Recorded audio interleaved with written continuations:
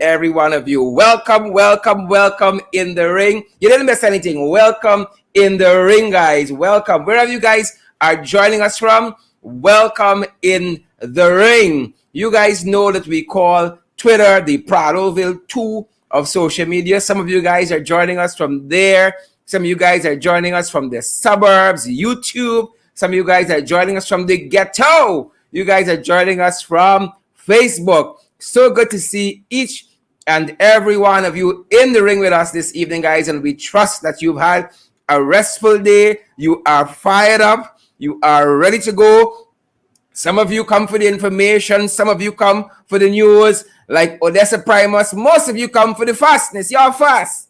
You're fast. You're fast. So, guys, we have a packed evening for you. Lots of information to convey. Lots of information to pass your way. And as you know, when we come on the live stream, guys, we always ask that you guys share the live stream. Good to see so many of you out there this evening, guys. Let's fight. Let's fight. Let's fight. Wherever you guys are joining us from this evening, we got to fight, folks. We got to fight. Let's fight. The bell is ringing. Assemble, ringsiders. You guys know what time it is. You got to assemble. That is the time, folks. Time to assemble. Time to assemble. Good to see so many of you. Time to assemble, guys. Let's fight. Let's fight. That's the call to order. Great to see so many of you wherever you guys are joining us from this evening. Carlotta Hines and Mark Allman, Sarah Andrews and Andrew Cuthbert, Gail Alicock. How you doing there, Gail? Great to see each and every one of you. Wherever you guys are joining us from this evening, great to have you guys in the ring tonight. Great to have Robert Archer joining us from New Jersey, or rather New York. Robert Archer, good to see Elizabeth Williams as well. Raquel Peters, Yvette Jerick from Connecticut, Marlon Thomas, Wendell Jeffrey from the United Kingdom, Stacy Wade, Edward Wade, the whole Wade family, sister-in-law, my wife, all the folks who are locked in. Alexis Arthur, good to see you there. Philip Bunbury joining us from Canada. Good to see Margaret Nelson from Charleston, South Carolina, and also Gail Alicock, who is joining us from New Jersey. Great to see Gail. I see Junior Ramatar is here as well. John Raymond is here. Joan Stephanie, Erwin, John Cook. Guys, as you come into the ring this evening, you know what you got to do. Welton, you're the whole head of this business. You know what you got to do. Ernest, Elliot, you know what you got to do too. Marilyn, good to see you there. Marilyn joining us from Florida. Good to see you, Marilyn. I see, is it Florette Jacobs Ward as well, joining us from Providence on the East Bank of Demerara. Good to see you, Florence. Patricia Gravesandi Goodman, good to see you as well. Marilyn Kamini Van Veen joining us from Florida. Good to see you. Good to see you, Marilyn. Paulette Hawk Kippins and Patricia Amsterdam. All fantastic folks. I see Paul Henry is in the house, ringside, joining us from guess where? Guess where? Cleveland, Ohio. Cleveland, Ohio is in the house tonight. Good to have Cleveland, Ohio. All the folks tuning in from Ohio. Great to see each and every one of you guys in the ring, locked and loaded, fired up and ready to go. The call to order is being sung. Guys, great to have you. Trust you had a great day doing whatever you did today, guys. Really, really great to have each and every one of you. I see. Is it Donna? Yes, Donna. David is here with us. And again, Florette Jacobs, Horace Thomas, Amanda Daniels is here as well. Great to see all you fantastic people. Great to see all of you. Joylyn Cook, good to see you as well. I see lots of folks here this evening, like Kim Walker, and Savitri Rose is joining us from Queens, New York. Oh, Savitri, send some remittances, Fabino. Karen Clark, good to see you there. Chanel Daniels is here, and she's asking for a pair of glasses. Can somebody help Chanel out? Chanel. Good to see all of you. Gwyneth Jones and Karen Clark, Patricia Ray, Chanel Smith Daniels. Chanel Smith Daniels. Oh, she wants a more pair of gloves, not glasses, folks. I need the glasses. She wants a pair of gloves. She ready to fight. Chanel wants to fight the folks at Republic Bank. Chanel ain't having it. She ain't having it. Republic Bank, make it right with Chanel Smith Daniels. I'm begging y'all, for your own good, for the good of the establishment. Make it right with Chanel Smith Daniels. Make it right. Chanel called us and gave us a long story. Lots of infractions by Republic Bank there. Oh, Republic Bank, make it right. Make it right. Make it right. We're asking you for the peace of your bank, the quietude, the everything, the professionalism, the continued existence, period, of Republic Bank. Make it right with Chanel. Guys, as you come on board, share the live stream. We are ready to go. Got the information that you guys have asked for, that you guys have been waiting for. Some of y'all fast, you know. Guys, how was it today? How was it today? Any trenches body, y'all? Any trenches body, y'all, today? Or y'all, you know, you did what you had to do. Good to see you guys there. Don't let them get away with nonsense, you know, in those comments. Winston Bob, do not let the trenches get away with any foolishness in the comments. And Beverly, Subna, and Wendy, Stephen. I see also Ingrid King. Good to have Ingrid here. Wendy's joining us from New York. Great to see you there, Wendy. I see also Jackie Beard is with us. Good to see you, Jackie, and Stacy and Stoll. All the other fantastic folks that are in the ring with us tonight, guys. Great to see each and every one of you. You know by now, because y'all fast.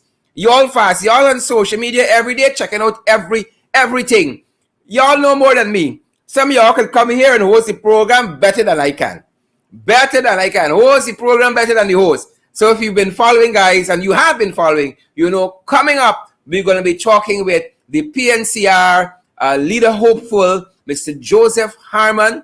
He is one of the persons vying for that coveted post of leader of the PNCR, the People's National Congress Reform. And guys, we're going to be talking with Mr. Harmon as we cover PNCR decides 2021 road to the 21st biannual delegates Congress, as we continue our coverage there, talking to the candidates, giving you guys commentary right here in the ring night after night. And I think that alone deserves the bell. Let's fight. That's the front we're going to be fighting on, folks. That is the front we're going to be fighting on. PNCR decides 2021 road to the 21st biannual delegates Congress, and we're going to be continuing our coverage with Mr. Joseph Harmon a little later on in our program. So stand by for that, folks. Stand by for that. And that being said, folks, I am ready, fired up, ready to head into the fight card. I want you guys to know what's been happening. Oh, we got some Jagabats to deal with. We got some Jagabats to deal with. A lot of nonsense happening. A lot of nonsense happening in this place, folks. Good. We got a lot of Jagabats to deal, and that's why we didn't want necessarily to deal to because we know that the coverage of the road to the 21st biannual delegates Congress there for the PNCR is going to take up a huge part of our program. We didn't want to rob you of the information either, and so you see our program takes up a little more time than usual, but I'm certain you guys have agreed with us in this new format to give you more coverage of the things that matter on the ground here in Guyana. Guys, great to see each and every one of you again. And you know, we keep saying that so many things we don't always get to cover on the fight card. But again, those GDF reservists keep reaching out to us. The people want their money. You cannot work for all of these months upon months on the front line with COVID-19, and people are not being paid, whether it's a salary or it's a stipend. You know, I saw the Army recently honored some former officers there. Kudos to y'all. All is well and good. But let us honor our reservists by paying them. Let us honor our men and women in uniform who are on the front line by paying them. We know a huge tranche of them comes from the Guyanese People's Militia. They're working. You've asked them to work. They're working. Pay them. People can't go to work every day. You know, they don't know how to meet in. They don't know what to eat in. They got families, folks. We got to do better. we got to do much, much better. And across wherever these reservists are pulled from, we know some of them, are pulled from various categories of workers in the public sector. Pay them their money. You don't bother with, they got some auntie overseas or somebody like that to send a little freck for them, right? They got an uncle, like a big uncle like Jamal Aziz or like Rose Kendall or Onesta Wardine or so on for send a little freck, right? Leave the little freck to us so we can get the program to move on. Y'all pay the people. Y'all pay the people. And like we've said too, we've been getting a lot of complaints about Republic Bank. And just this morning, we saw, we listened. We had our counselors there. We listened to Chanel Smith Daniels there and her own story of what's happening there at Republic Bank in her specific case. And when we were finished talking with Chanel Smith Daniels, we needed our own counselor for ourselves too, right? Because it's just the kind of person that Chanel Smith Daniels is when she's finished with you, right? The bank, that's why I said the bank needs to act in this thing very, very quickly to save yourselves a lot of headache. Remember we said that they had to send in, some psychologists and so on at NCN recently? Well, that's what's going to happen there. We had to call him your own psychologist this morning after we spoke with Chanel because, Chanel was very upset. Let me just put it that way. And let me put it as mildly as I can. She was very upset. She was upset. She was very upset. Let me just put it that way. Guys, as you come on the live stream, Ravina, Dyer, and Rupert, August, Paul Yanjo, and Paulette Kippins there, Freddie James, and Denise McKenzie, all you fantastic, lovely, good-natured, uncontroversial, sweet, nice, and dandy, well-dressed, resplendently, in your sartorial splendor and so forth, nicely brushed teeth and hair and so forth. You took a shower, put on your powder, your chest and so. All you nice people out there, a very good night to you. And guys, welcome in the ring. Gladstone, Matthews, and Bull Page, Claudette, Harry. We always get some of these names from. Where you always get some of these names, and folks, y'all can go by the post office, get a deed poll, and name yourself Tom or Tim or something like that. Right? Something like that. And Prince didn't like his name, the artist Prince, and he changed his name. I didn't think he had another name. I know he went by the artist formerly known as Prince. So people sometimes aren't contented. Some of these fancy names, y'all gotta watch it. So good to see Vanessa Stewart and Horace Charles, Gloria Pod and Jermaine Osborne, Donna McDonald, Vanessa Calendar, and all you other fantastic folks. I see lots of you have joined the live stream. Guys, don't only join Ibn Lamy, you all share the live stream as well. Y'all don't get on like that. Do not get on like that. When you come in the ring, what you have to do. 2 things are always required of you, and I dare add a third one. You got to share the live stream. You got to show us those emojis, and also you got to partner with us. That is the other aspect of joining us in the ring, folks. That being said, I am ready to get to the fight card. Julian Armstrong joining us from New York, and Positive Thinker joining us from Irvington, New Jersey. Good to see you there, Positive Thinker. I hope you had a great day on the job, you and the family there. Great to see you there. Troy Daniels and Nicole Jones, Kim Walker, Sharon Castillo. Again, the names are going by. I just missed Sharon's title. Omar Paria. Good to see you there, Omar and Troy Daniels. All you sweet, fantastic folks. As I said, great to see each and every one of you joining us in the ring, guys. I am ready to get to the fight card. I don't know about you. Ready or not? Here we come, guys. Let's fight. We gotta fight. Because every day with these guys, it's confusion powder, it's purgatory. Every day we got to fight. We cannot give up. Boots on the ground. We ain't backing down. Boots on the ground. We ain't backing down. Boots on the ground. We ain't backing down. That's how it's going. Boots on the ground. That being said, ladies and gentlemen, let us turn our attention now to the fight card. You guys haven't share the live stream. And let us turn our attention to the fight card. It's confusion powder. And we told you guys every day in this country is confusion powder. Every day, you got to get your Nutrifos for your mind, for your brains, to settle you, right? You got to get your medication when you're encountering certain people and situations in this country. Confusion powder. I don't have to tell you all that.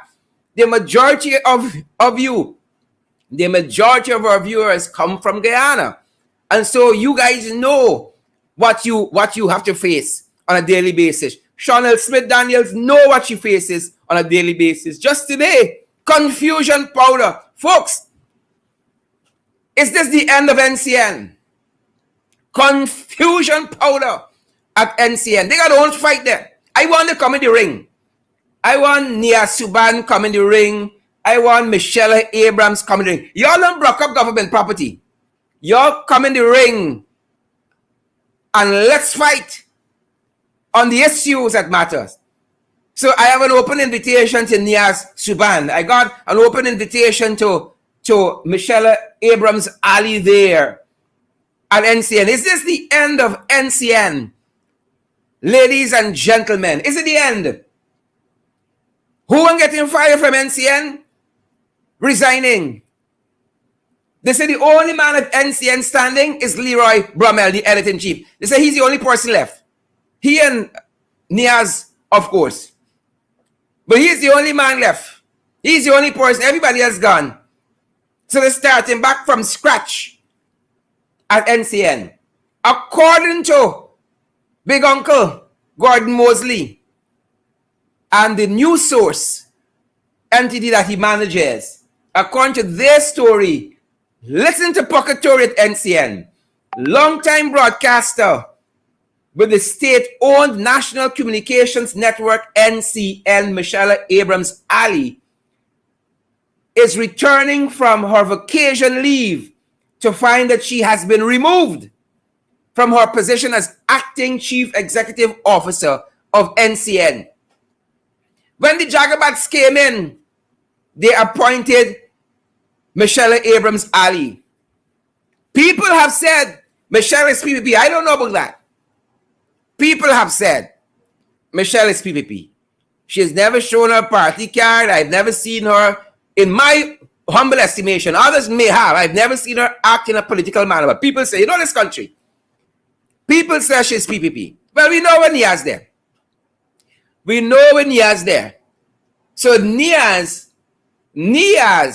Suban, there at NCN, has orchestrated a coup in the organization. You see why you can't leave some people to act for you? You all understand that? Pam Halls, Volmay Wilson, Chanel Smith-Daniels, you cannot leave some people to act for you. So Niaz overthrew Michelle Abrams Ali. He acted in her stead, and she's coming back now off of leave to find that he has, what is the word? He has not surmounted. He has supplanted. He has supplanted her. Right? And we are being made to understand that Nia Suban created a lot of problems in NCN. And this is shocking to me for a lot of reasons. It is shocking to me for a lot of reasons. When Nia Suban was at GINA, Nia doesn't do nothing at GINA. All Nia is accustomed to is propaganda. He did nothing organizationally, structurally, at GINA. GINA was like to say GINA was a tenement yard, it's a disrespect tenement yards. When the coalition government came in 2015, it is the coalition government that restructured GINA into DPI. And Niaz could stifle his conscience. What Niaz met when he went back at DPI and to NCN was vastly different. Qualitatively different from the squalor he left. But that is not why it is shocking to me. That is not why it is shocking to us. You know why it is shocking to us? Because Niaz had a bout of COVID that had him at death's door. And you will think, after clawing his way back from the grave the new AFC administration, mind you, when he was at the COVID center or Georgetown Hospital, wherever he was being what is the word? Being restored, for the want of a better term, to health, recuperating, wherever that was. It was under Valdo Lawrence as health minister, and he wrote a long letter thanking Valdo and the team there in the health sector for his convalescence. That was the word I was looking for. For his convalescence. You see, in the ring, we got to up our vocabulary. You can't come here, you stay the same way night after night. So during his convalescence, he found that the healthcare system was up to par, and he thanked him in a lengthy letter. Now, after you've been at death's door like that, now, you would think you would live close to Jesus, or close to Muhammad, or close to whoever he serves. Right? Some people don't like prayers. are coming to Donald Ramatar in a bit. Donald Ramatar wants you scrap prayers. You understand why the PP going, where the PP going? They like prayers and so, but I know. Y'all see that they fire the chaplain for the police force? So this Chagabat here in Yasuban was at death's door. And the man with the angle, the man upstairs, give Niaz a reprieve. And now Niaz Suban making people life miserable at NCN. Niaz, you're wicked. You're wicked. You're wicked. There's something why Jesus called us a generation of vipers. Right? When he called us a generation of vipers, if it was a person, it's Niaz. He's a viper. He has supplanted Michelle Abrams at NCN. And numerous staff have told us he's making their life a living hell. Now listen to some of what is operating at NCN. It's an implosion in every aspect of this installed administration. Hear what News Source says. Big Uncle Gordon. News Source understands that at the managers meeting this morning, staff members were informed by NCN Chairman Raymond Cummins,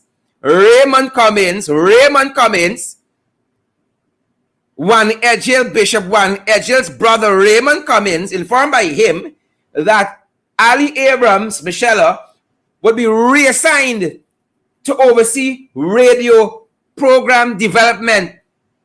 I don't know, you're in the back office licking stamp and paste it on a letter. That's what that says to me. You're out of the way. Radio program development. Who listening to radio now? So that's where they're posting Michelle. Radio program development from acting CEO and arguably perhaps the most qualified person there to be appointed CEO. From acting CEO, they're sending Michelle Abrams now to lick stamp in a dark room. You're wicked. Niaz, you're wicked. You are wicked, Niaz. But, ladies and gentlemen, what Kevin Smith, His Excellency in Jamaica taught us, sometimes God moves suddenly. Suddenly. Hear what else happening there at NCN. So they have reassigned Michelle Abrams now to oversee radio program development. Then Gashi Madian so on steady. Madian, Aichuni, and Itiring Bang. Move her out of the way. The shake-up at the state broadcaster comes on the heel of several resignations. Spocatory over there. In the past week, several resignations in the past week. Here's some of the folks. Managing news editor, Radha Motilal, gone. We spoke about her. Radha left NCN during the election. She said she was going to campaign for democracy for the PPP. She went back in a higher position than she left. And Radha can't take them. Radha can't take it no more. Radha has resigned. Onika Jones, senior news editor, according to Gordon Mosley, and we've confirmed this independently, she has resigned. News editor, Sharda beat out. All of them have tendered their resignation over the last week. Hear what Gordon is reporting. The company's marketing manager as well, he beat out. He beat out too. Everybody leaving them. Right? As well as the administration manager. That's why I tell you, the only person there is Leroy Bramel. Leroy reading the news, he editing the news, he gathering the news, everything by himself. Plus he cleaning the office. Because the article goes on to state that a number of other staff members have resigned in the past as well. I hope you guys are sharing this live stream. It goes on.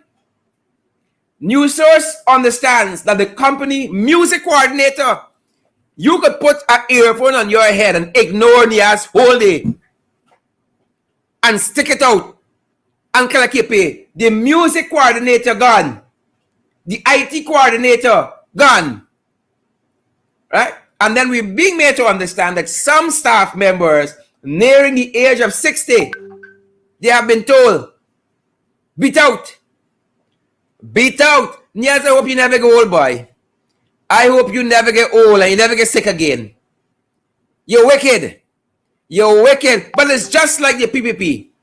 Just like the PPP. The wicked, stink, and dirty. It's just like them. Let me turn my attention to the soup drinkers now. The soup drinkers. Right? These are people who cozy up to the administration to get the perks. They're not full PPP. Not full PPP. But they fall in line for the perks. They fall in line for the little change. The soup drinkers. Take it in your chest now. Bam. Take it in your chest like a footballer. Chanel could take it in your chest. Chanel got them reaching 5 chests. Bam! Schumann. Now Schumann ain't even urging on his own behalf, on the people that he represents. He urging President to meet with Harmon. And if you, the facet you've been on my Facebook page during the day, you've heard us say, you have to urge the president, you don't have to beg, and you do not have to grovel. The Constitution says that Irfan Ali, whoever occupies that seat of president, installed or duly elected, must consult with the opposition leader on certain senior appointments, like Chancellor of the Judiciary, like Chief Justice. But this catfish president that we got here installed is saying that he will only meet with Harmon if Harmon recognizes him as the legitimate president. What we recognize you as a catfish, right? And perhaps when you learn to pronounce reparative properly, we might consider recognizing you as somebody who can pronounce properly. But until that time, until that day, folks, right? Take a seat.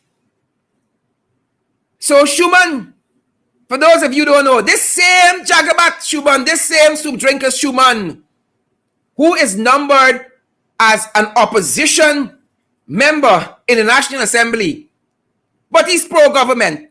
He votes for the government. Schumann has never disagreed with any policy, with any vote that was taken in Parliament. And he works for the government.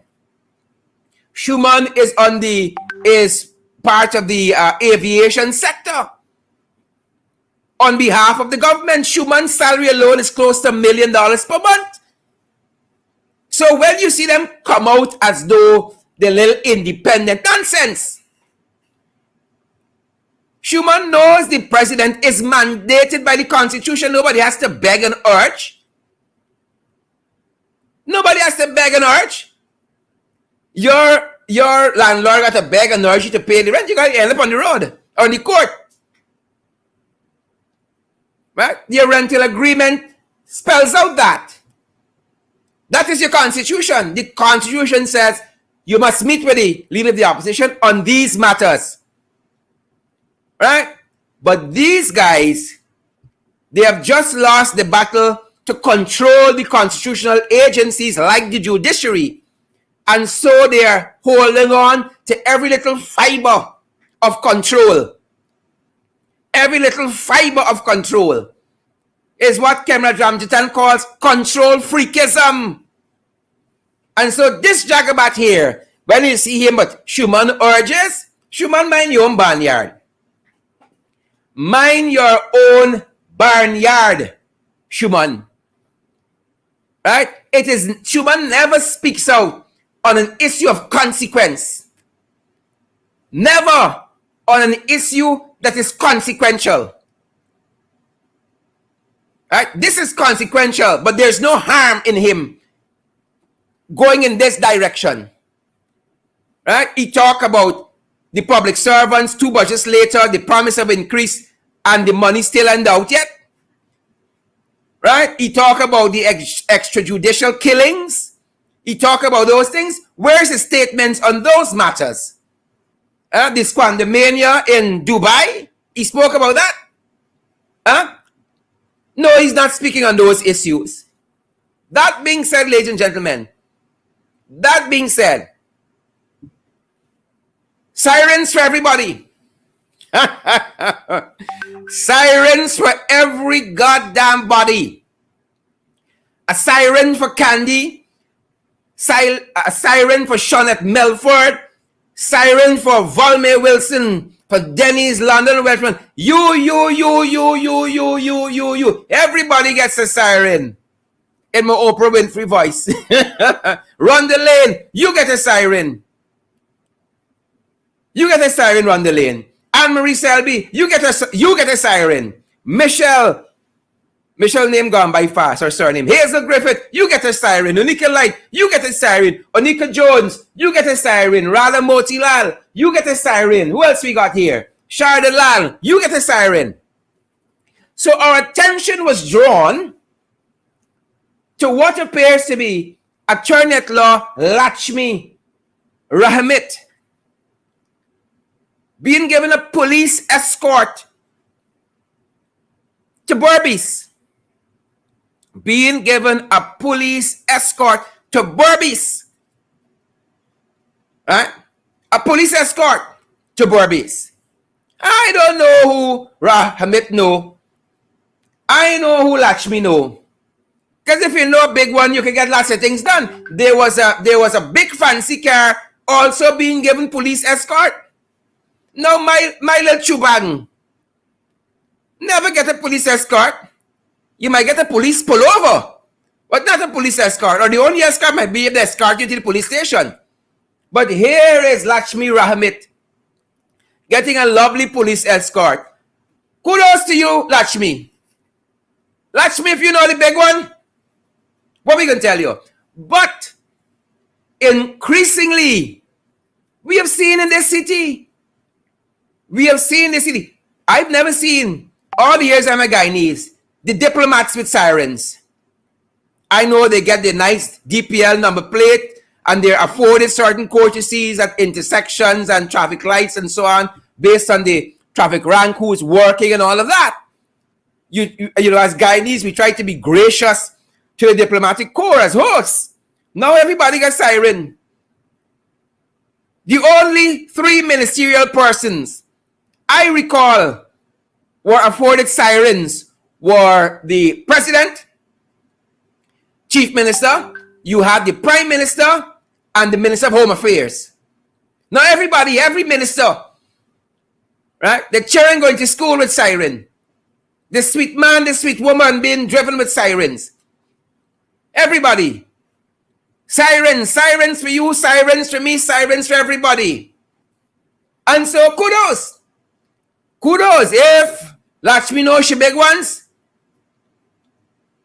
When I grow up, Lakshmi won't be like you. But Robeson, Bringsley, Horatio Ben, he was quizzed about this by parliamentarians. He promised a response. We're still waiting. What is the procedure for the use of sirens by all of these folks? We're still waiting. Coming soon. I believe this question also was put to the Commissioner of Police at some point. What is the standard operating procedure for persons to be accorded the use of sirens? And it was in that very period when this fancy, expensive luxury vehicle was being escorted by police, a private-owned vehicle. That question was raised. Months later, we still waiting. You understand me? People dog going to the seawall or the national park for run in sirens. They're going to the market in sirens. Sirens so common now. Sirens so common now. You don't even know. Is somebody made going to the market for them, going on errand in sirens. That's what we have been reduced to. That being said, ladies and gentlemen, fires of the PPP, confusion, powder, and purgatory. Confusion, powder, and purgatory. There's a fire just last night. Just last night. Just last night at the Charlestown Post Office. The fire service was very, very quick in responding there. Just a few weeks ago, there was one at the Camberville Post Office. You guys remember that? Fires of the PPP. And then it was the Ministry of Local Government, Ministry of Finance had a fire alarm go off there. NIS twice. And then you know the infamous Brickdown Police Station fire. Fires of the PPP every day, almost. It's fire. Right? Well, we hope they will respond in a timely manner or an efficient manner now that Edu has gone back. Calamity in Edu, fire chief. And you all know how the president huff and puff. Right? You all know how Irfan huff and puff about Edu not being able to respond to a fire in his own backyard. Edu the right back there. Edu knows somebody bigger than Irfan. Edu right back as fire chief.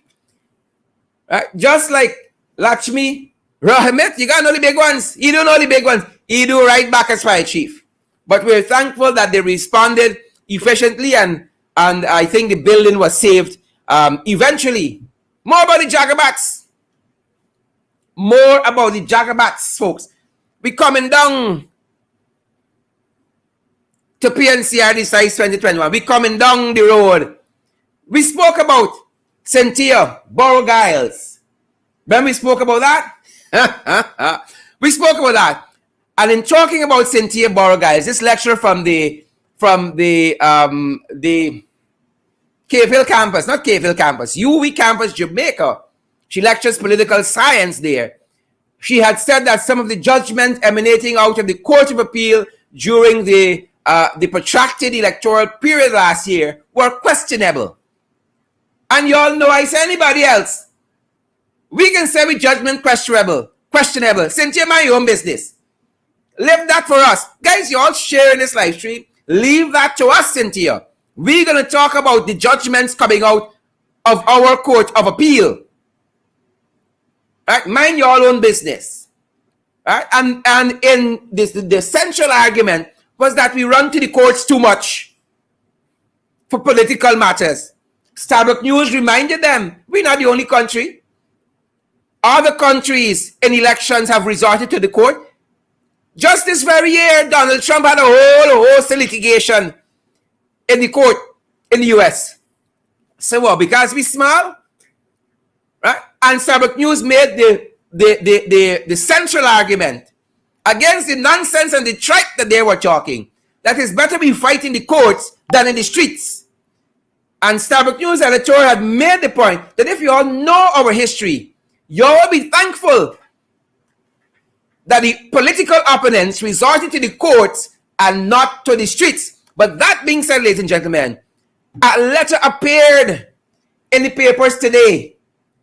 A letter appeared. You all know who wrote the letter? Oh, Father, this person crawled out from under a rock.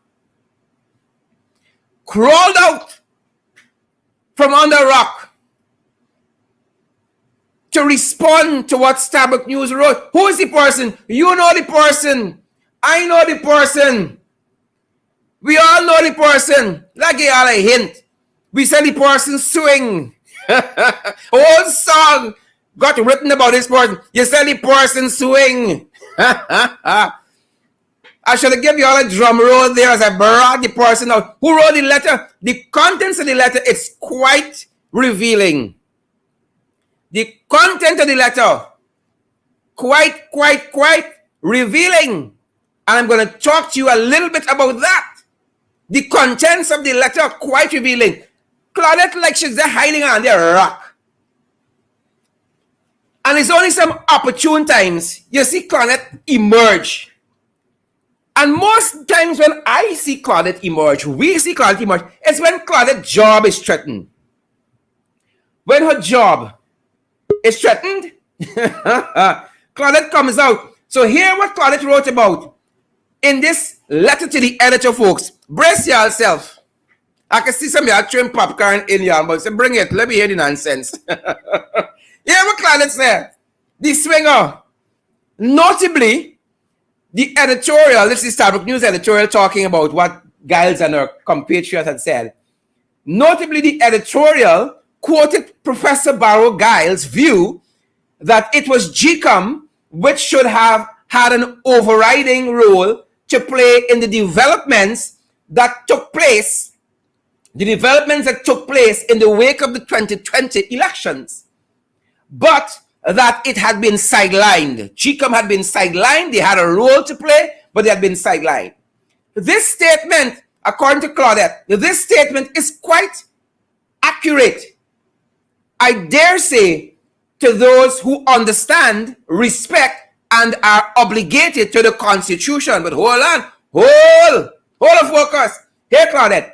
However, I am perplexed that the author of the Sunday Stabrook editorial seemingly does not understand the concept of obligation to the Constitution and respect for the court, and went on to express the view that, quote unquote, it might be remarked that under the current arrangements, what matters is the resolve and fortitude of the chairman, GECOM chairman that is.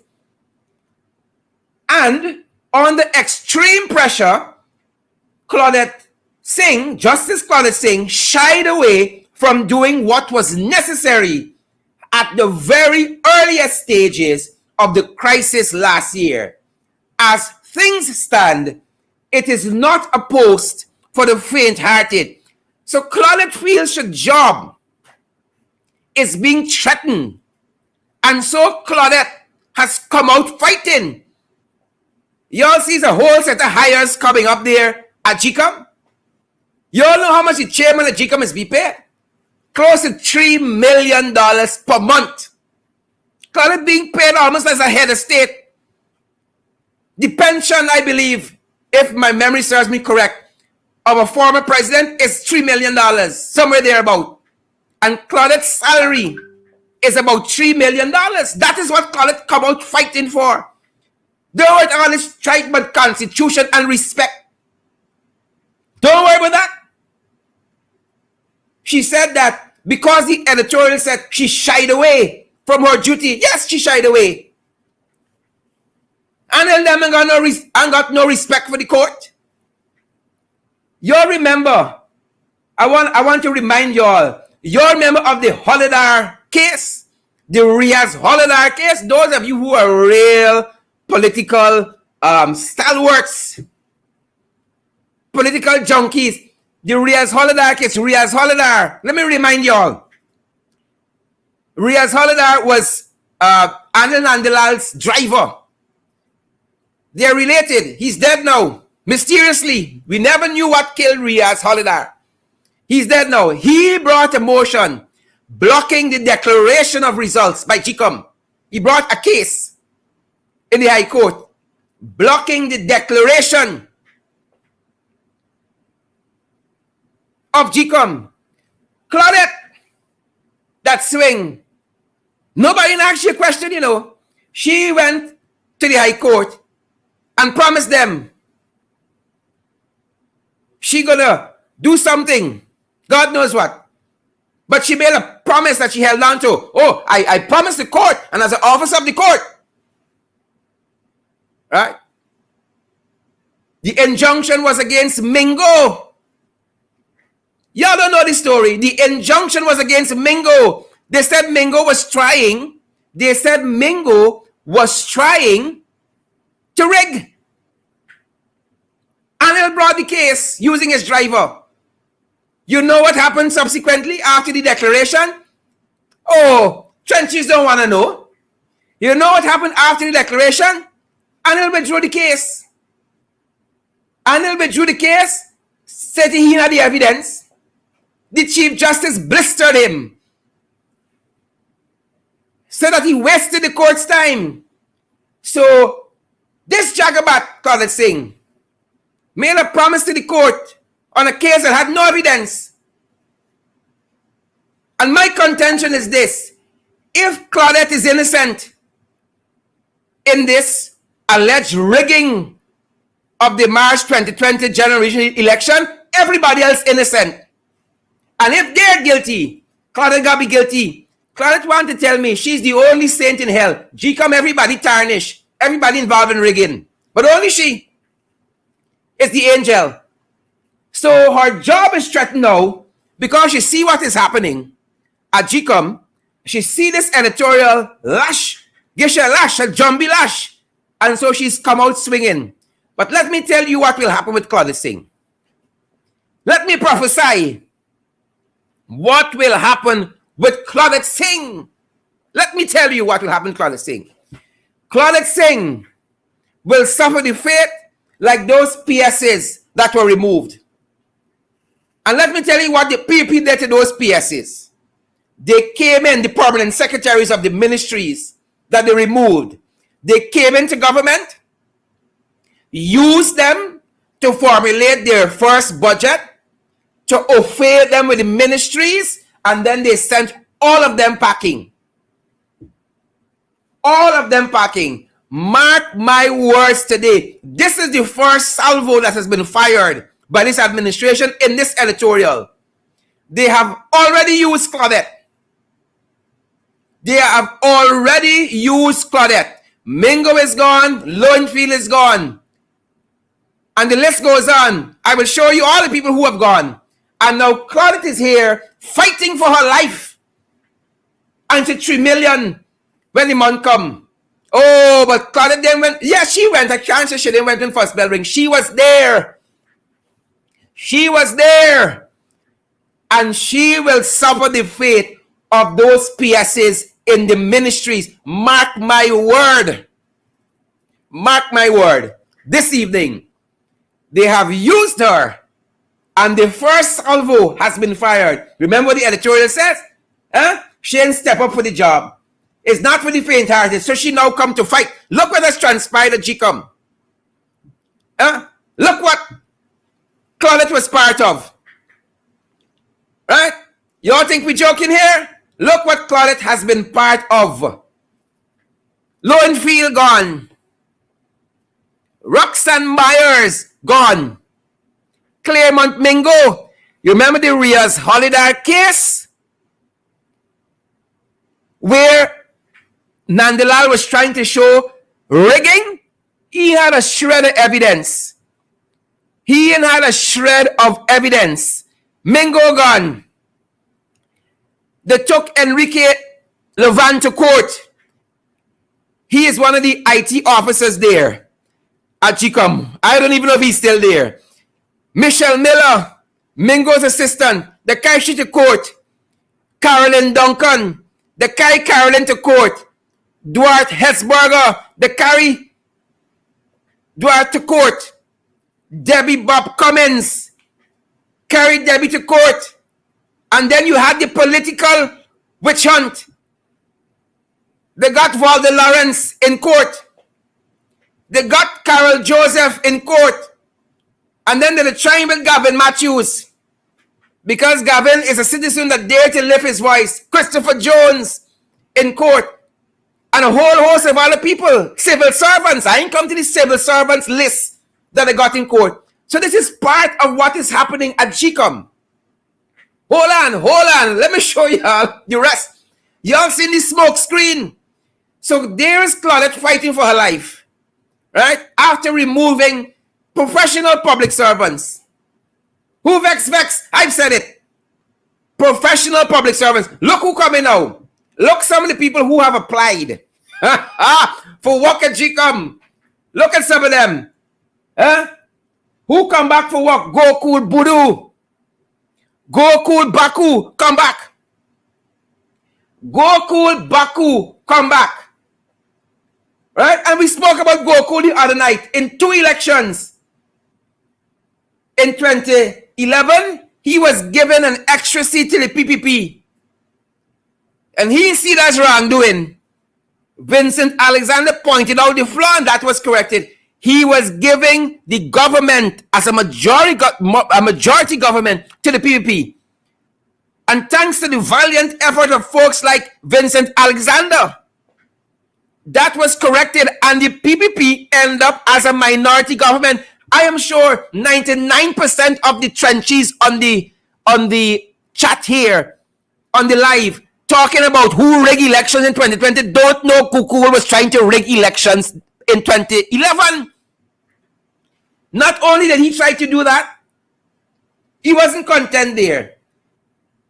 In 2013, I hope my years are right, he denied the AFC a whole seat and wanted to give it to the PPP. He denied the AFC a whole goddamn seat.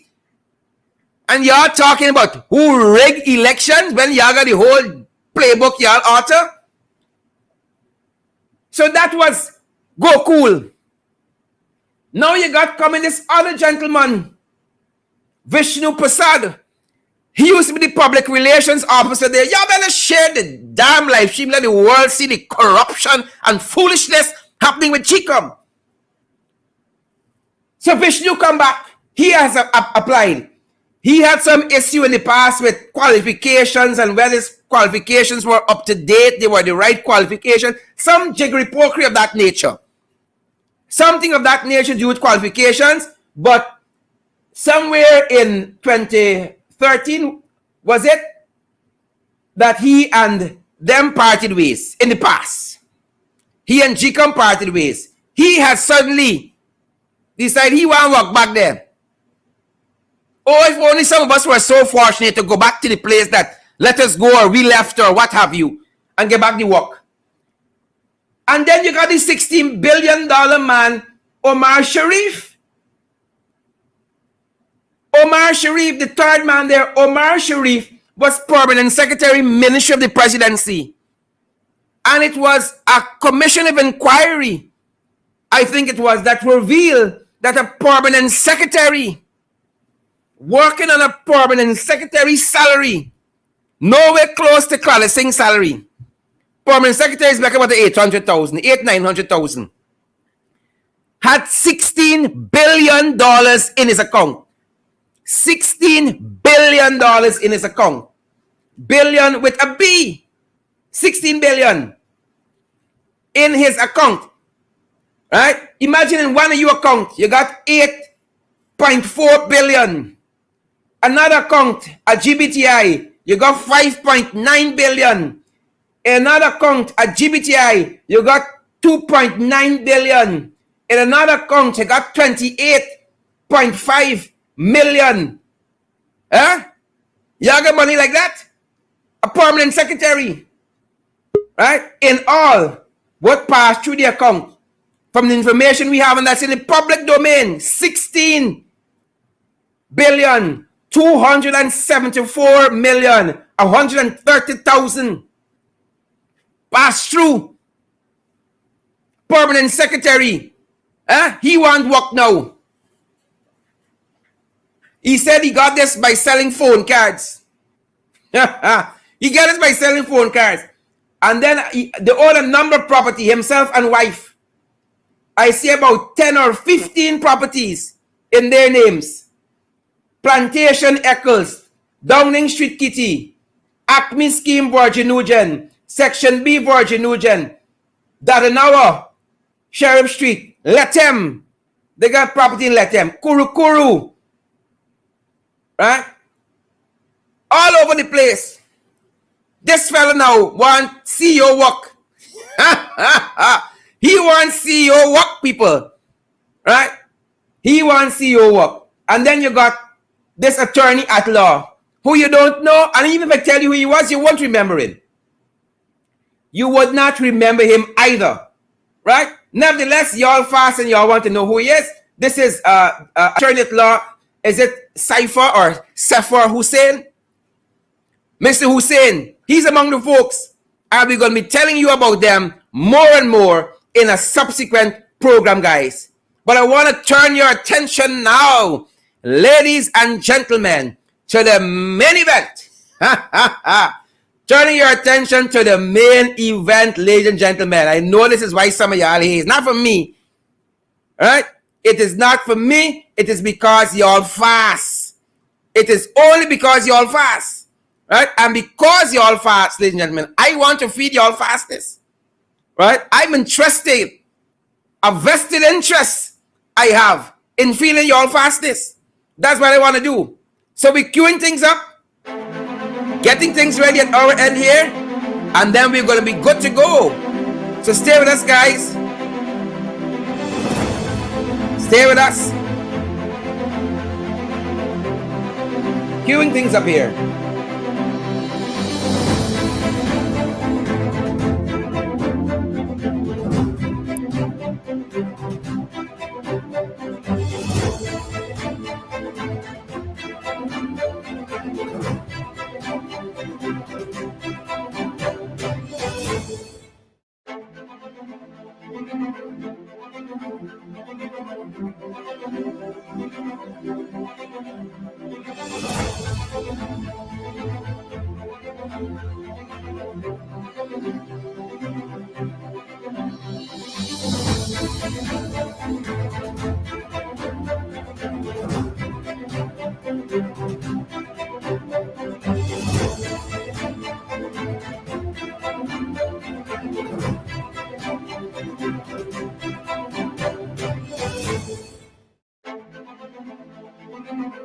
I know y'all won't want to wait long at all. That's how y'all stay. Y'all impatient. Y'all are the now generation. The now generation. The microwave generation. Y'all want it now. And I don't want to prevent y'all from having what y'all want. Folks, so the man of the hour who is contending for leader of the PNCR in our focus on PNCR decides 2021, the 21st biannual Delegates Congress. Folks, I give to you the one and only Mr. Joseph Harmon. I hope he is ready because we are ready. Mr. Harmon, a very good evening to you, sir.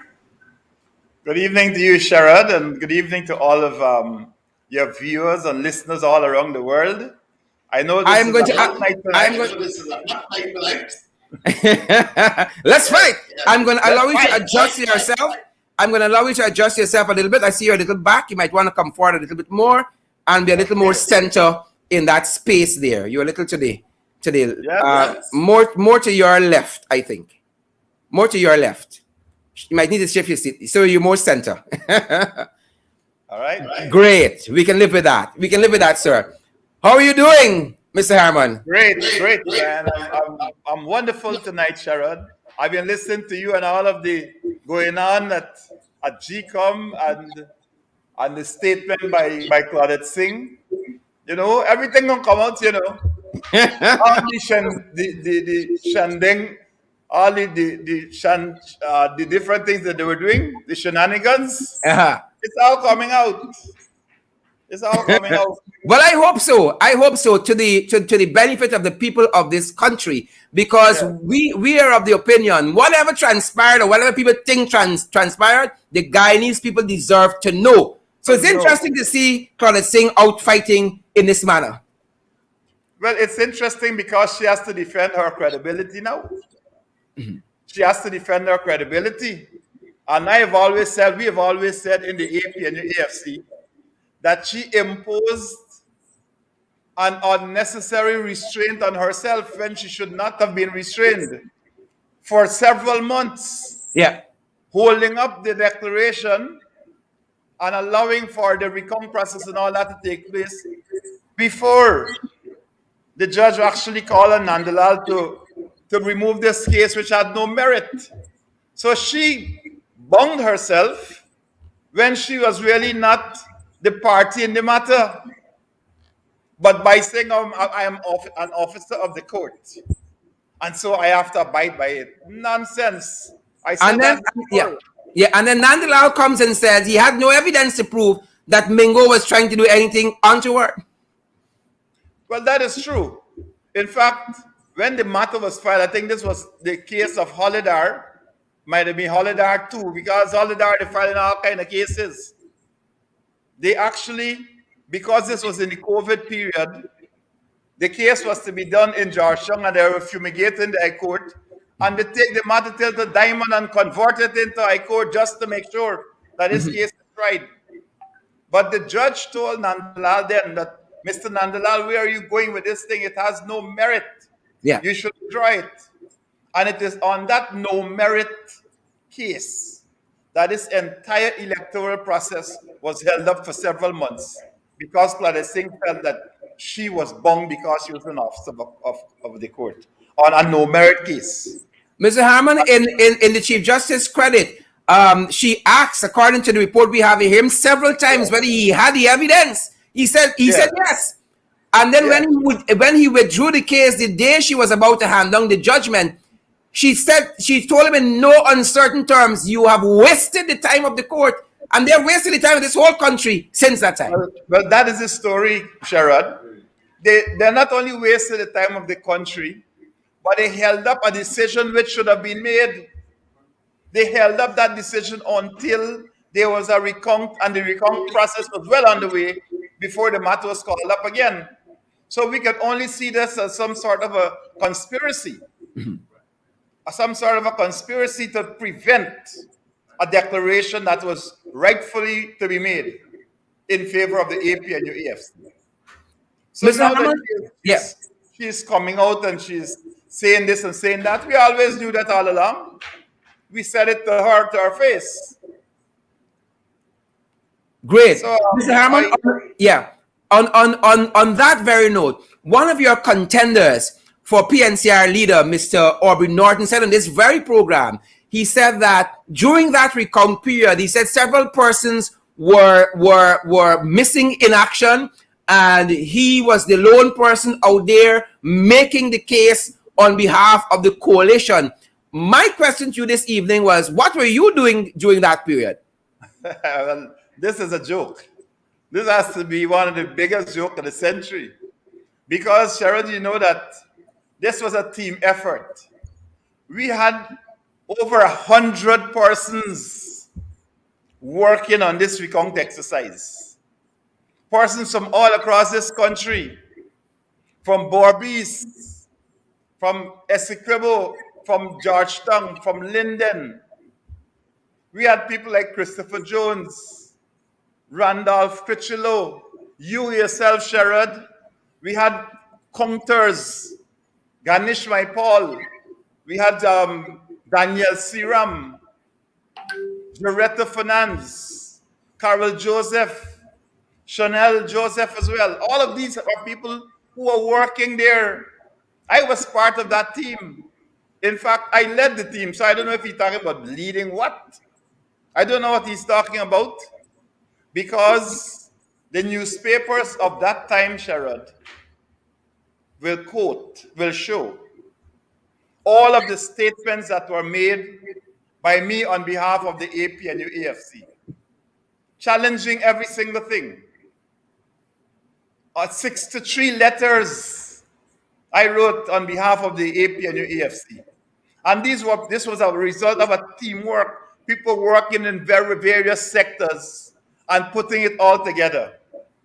And you, I know, would remember, all of the viewers will remember the statements that were made challenging the U.S. Secretary of State, Mr. Pompeo, telling us to concede.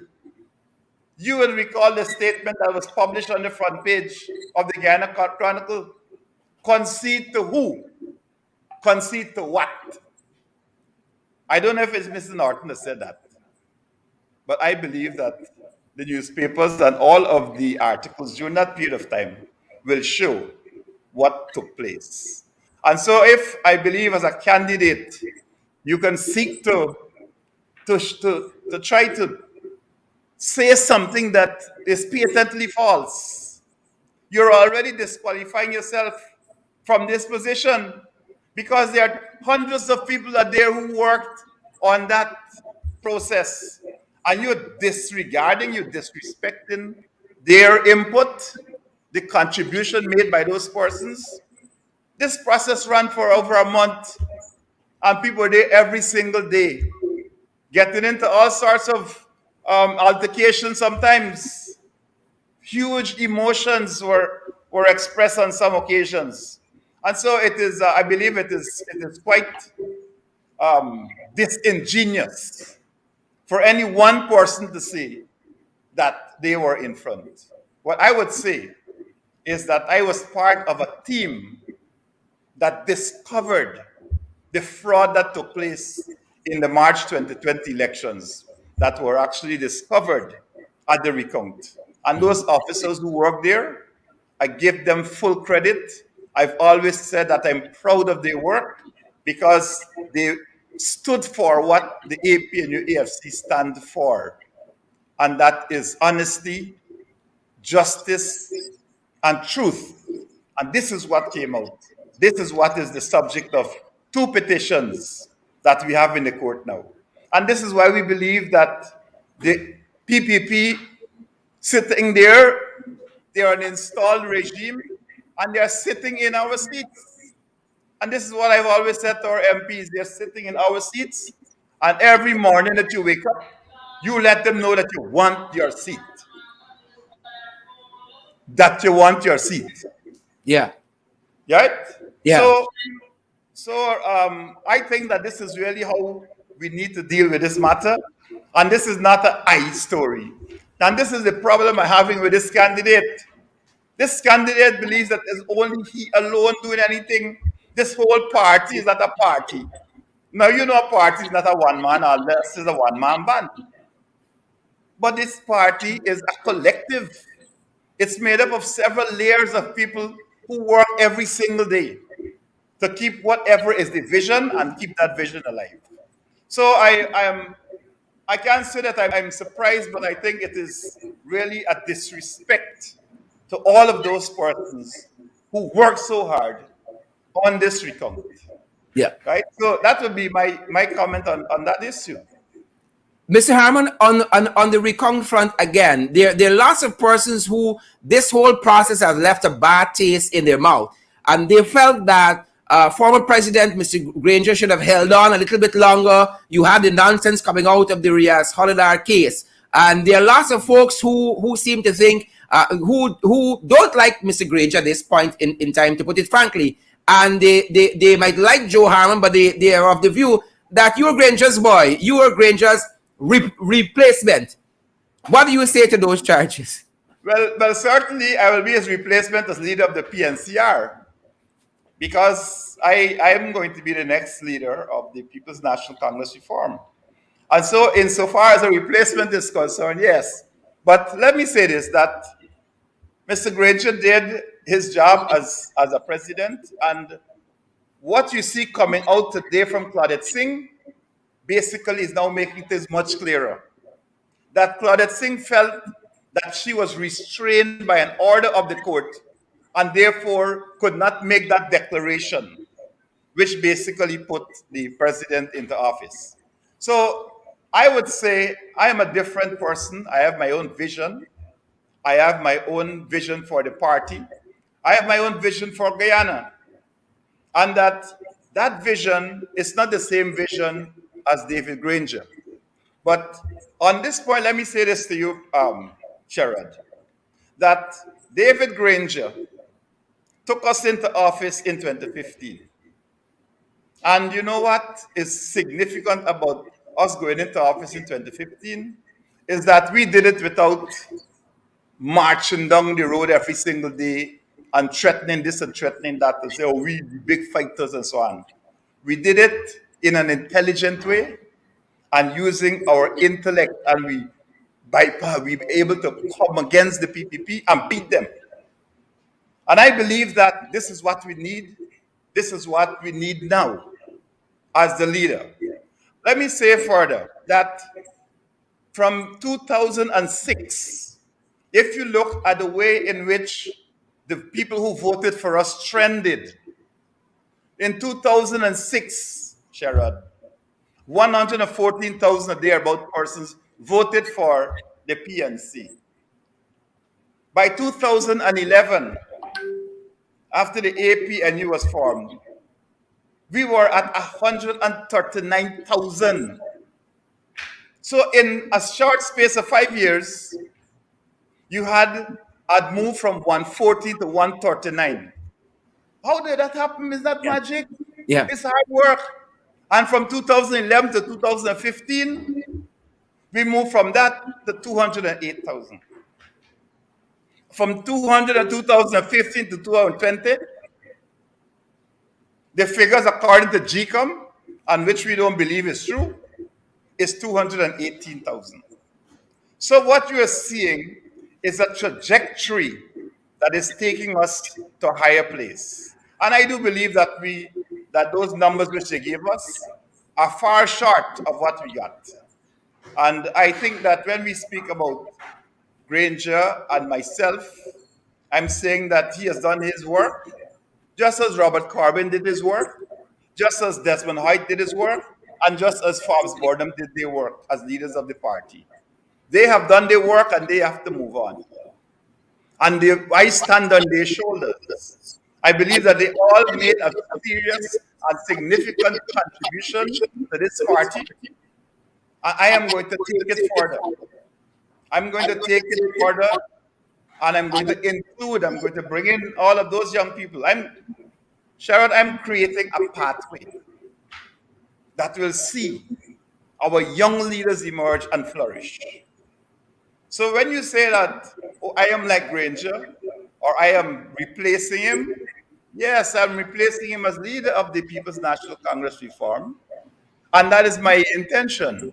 But certainly it is not about it's not about Joseph Harmon. It's about a team of young people who are now being groomed, are now being prepared for leadership in this country. And I'm not just, when the other candidates speak, I don't speak like them about I and I and I. I speak of a team. I speak of people like Roysdale Ford, who's on my team. I speak about people like Annette Ferguson, who's on my team. Ganesh Maipal is on my team. Daniel Siram, who's on my team. Charlotte Scott, Javon Stevens. All of these people are on my team. You know, there are other persons who are on the team that are too numerous to mention. Mr. North. Natasha Singh Lewis, Coretta McDonald.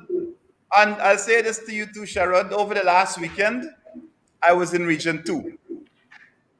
And in Region 2, I did about 15 meetings. And at all of those meetings, including the chairman of the region, came out in full endorsement of my candidacy. And that is what I want to come to. I'm happy I'm happy you've mentioned that, because on that candidacy bit, your opponent, Mr. Aubrey Norton, said that some of those persons, and if he didn't say it directly, it was inferred that some of those persons were forced to endorse you. Did you force any of those persons named, or who would have endorsed you publicly to do so? Certainly not, Sharon. Look, the statement, in my view, is obnoxious. It is disrespectful of young, intelligent members of parliament who are able to think for themselves, who are well educated, that you can actually say that the only reason these people act in a certain way is because they were coerced. What nonsense is that? This is the kind of disrespect that the candidate has for young people. And I'm sure that those young persons will be able to answer him. Because certainly, if you treat young people who are at that level, with that level of contempt, and the way in which you have no regard for their opinion, then what would you do with the rest of the party, of people who you consider to be not as qualified as they are? If you can actually say to all of these qualified people, you're all moving because you get forced to do it, what would you say to the other levels of people? So I think that as a candidate, he ought to apologize to those MPs, to all those persons. These are not persons who are got their degrees from the University of IFLAT. These are not people like that. These are all well qualified, solid people in their own right. And so for you to make a statement like that, it's not doing anything to me as far as I'm concerned. But it is that disrespect which you show for the people who have actually made the statements. Yeah. It's intolerant. It's intolerant of the opinion and views of other people. And this is what is coming out here. This is Very what is well. coming. Very I'm, well. sa- I'm saddened by the statement, to tell you the truth. I'm really saddened by it. I trust that he able to correct himself and come on to say, well, maybe I didn't mean that. I meant something else. Or, it's like the protest, which I understand was organized, and then suddenly, when the police got involved, they say, oh, I wasn't there, I was just standing on Regent's Street. So I believe that these young people are capable, are able to make their own decisions given the facts that are before them. And if you consider them to be acting under some form of duress, and this is the way they act, then I think you have no regard or no respect for them. And this must definitely disqualify you as a leader of a great party like the People's National Congress. Noted, Mr. Harmon. You have issued, or you have put out there a 10-point plan, issues that you want to see become reality should you be elected as leader of the PNCR. I want to quote you, and then I'll spring my question. One of them, you talk about unity in the party. You talk about reconnecting with the rich heritage of the PNCR. Quite recently, again, Mr. Aubrey Norton said that it was his articulating of an education policy for the party that caused you to put out the very same day a snippet of your plan on education, and that he was happy that he was the one leading this effort of re-educating, or at least a policy on re-educating members of the party and so forth. Your response? Yes, I have a response to that. And listen, once we are talking about the education of our party, to me, it really doesn't matter where the idea comes from. It's about educating our people. But certainly, Sherrod, you would know that when the statement was made by Mr. Norton, I had already made that statement at my lunch. And further, let me go back a little further. If you check the goals I had established when I was running for chairmanship of the PNC in 2018, that is one, it is in there. So I didn't have to wait on him to make no statement about education. It is something that I believe in. It is something that I've championed all the time. And so, again, it's really like pulling stuff out of the air to sound relevant. I don't have to do that to be relevant. I am consistent. And I made those statements because these are matters which I hold dear to my heart.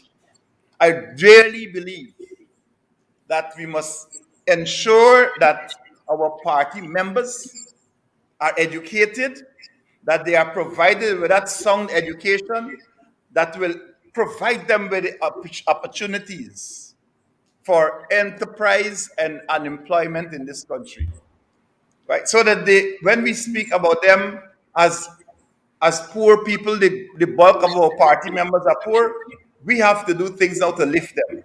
And we have to do things to lift all of the people in the party, not just the ones who are at the bottom level, at every level of the party.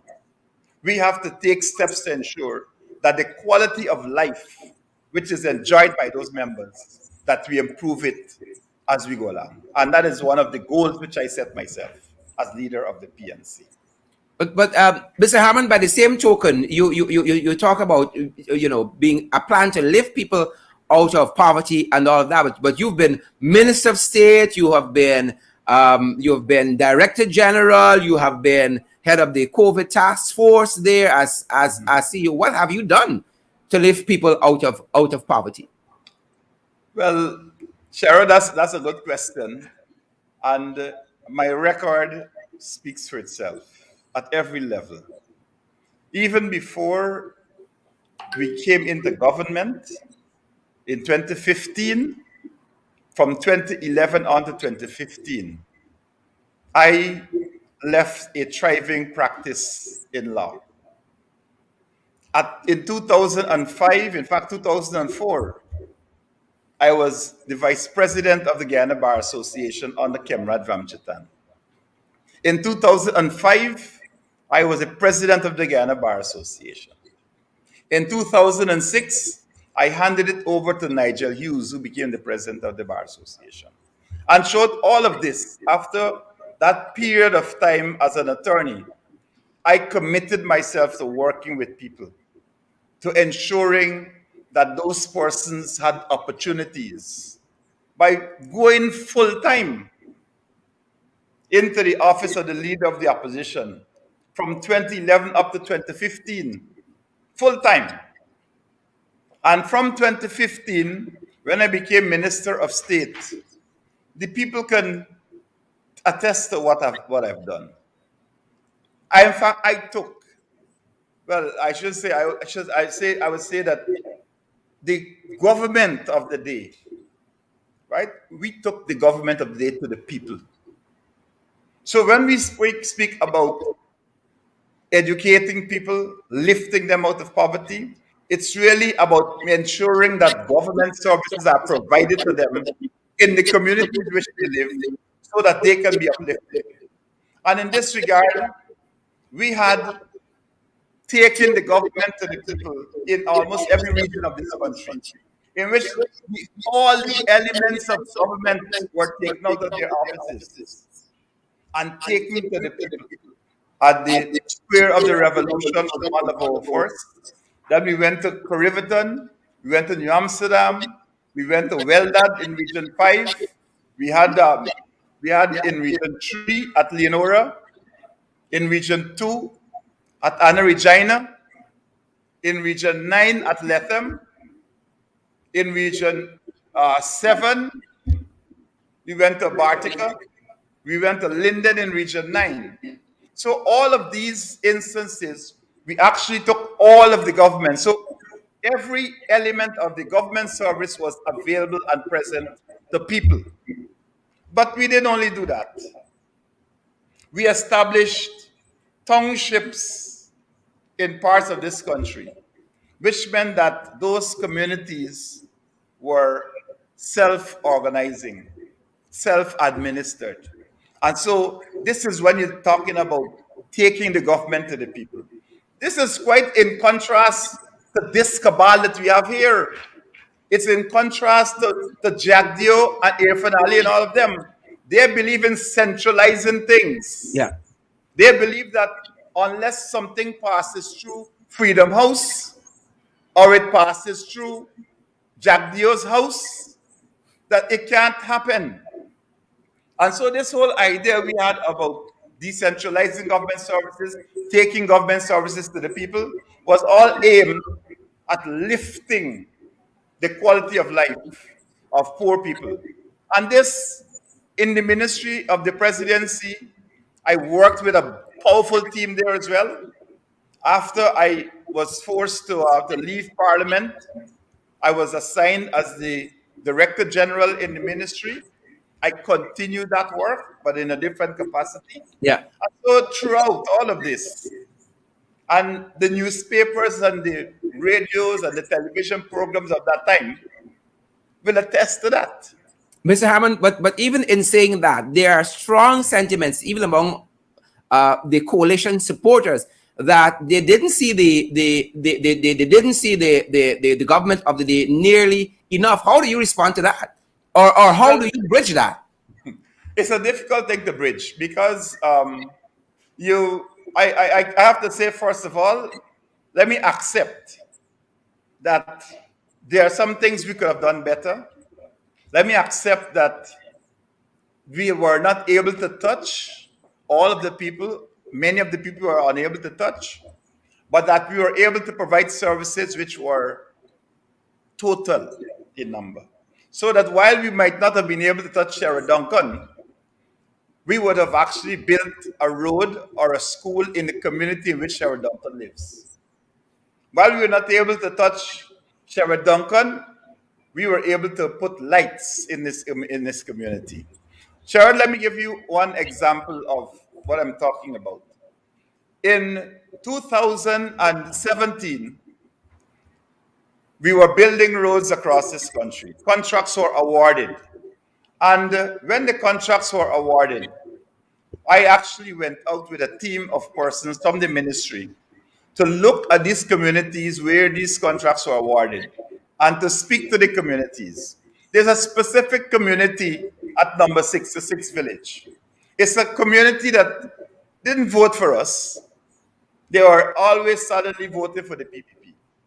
But this was one of our projects in that community. So I went into the community and I said to them, even though you didn't vote for me, we are going to build this road. And I'm asking you to keep an eye on the contractor and make sure that it works in accordance with what the specifications are. And would you believe those people used to call me every week to say that the road got 3 inches less or 2 inches less and so on. But these were PPP supporters, but they were Guyanese. And this is what characterized the work which we did, the work which I was happy to be a part of, that we were providing quality service for all Guyanese, irrespective of where you live or who you might have supported at that time.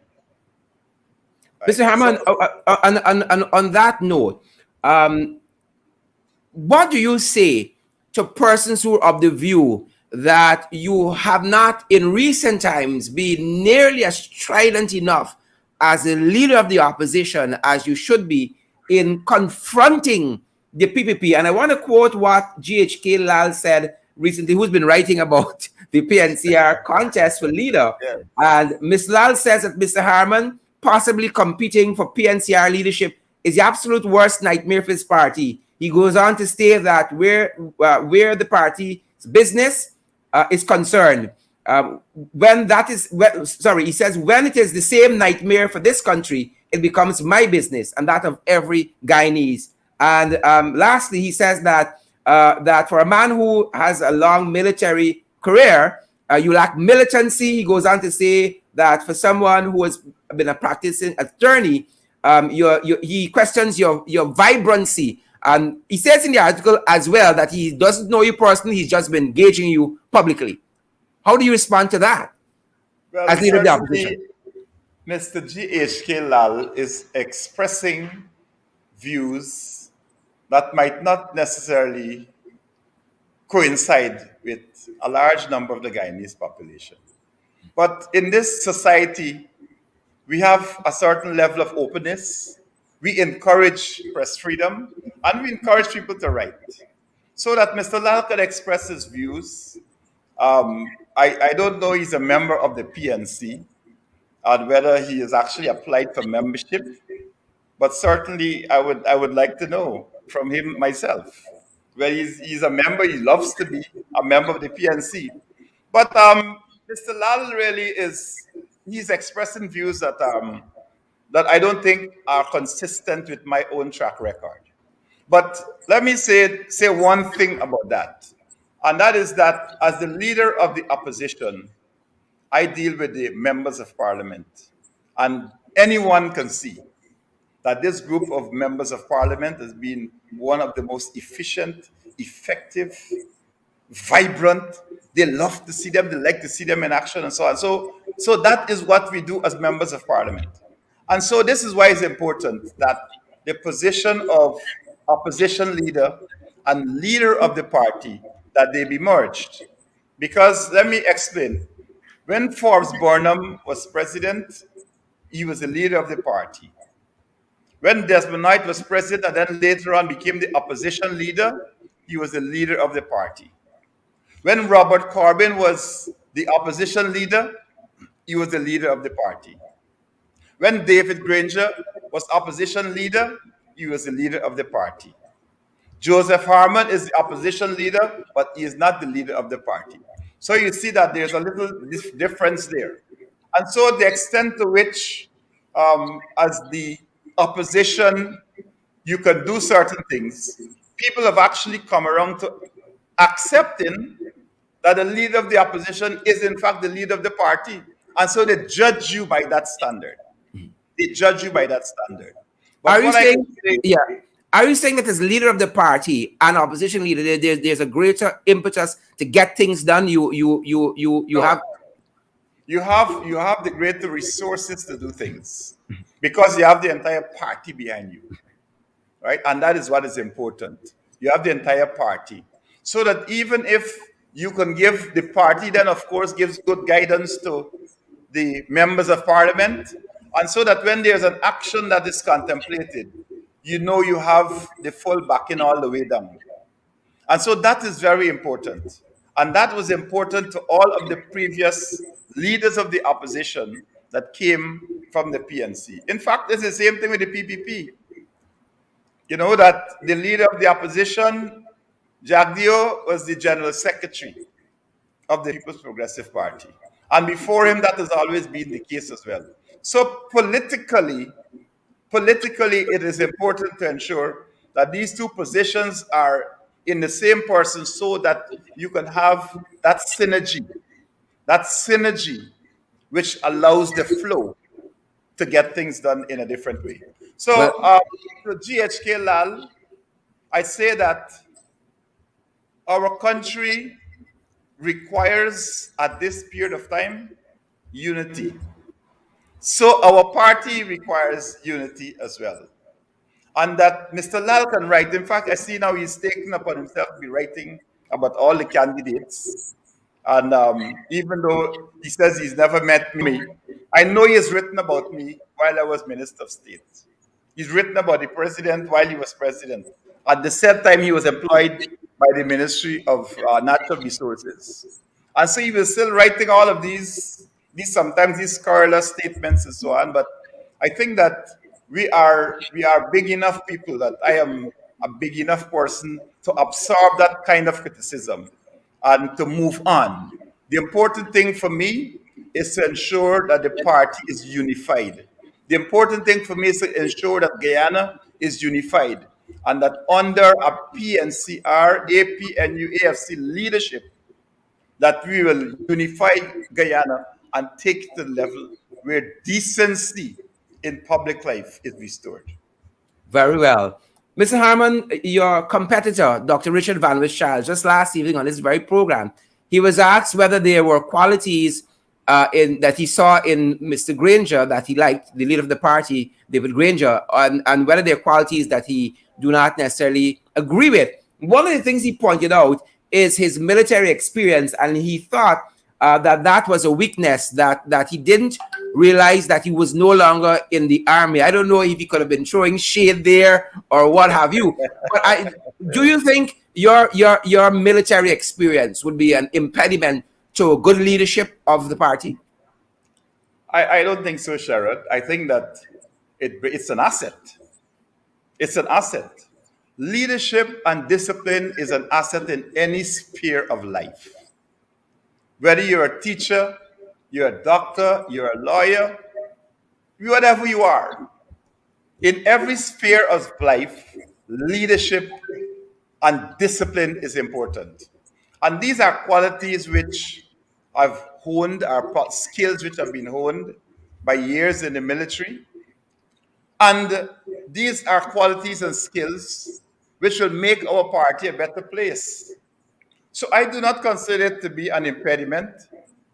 I consider it to be something that gives you greater impetus to work and to work in a structured way. And let me say that over the years being in the PNCR, I can say that my own leadership qualities, my own discipline, has led me to take certain steps that have benefited this party tremendously. That has allowed me to develop a plan and vision for our party, which was based on what we call a plan of action for regional development. And in all of those regions, I was part of a team that spearheaded the building of Congress houses. Sherrod, you are the opening of our Congress House in Region 3 at Breed and Hoop. That lovely structure that is there. And everybody said, wow, there's an old building there now. Look at this. Look at what has happened at Agricola. A wonderful building. Everybody's so proud about it. Look at what has happened at Region 2, where we just came from, at Anna Regina.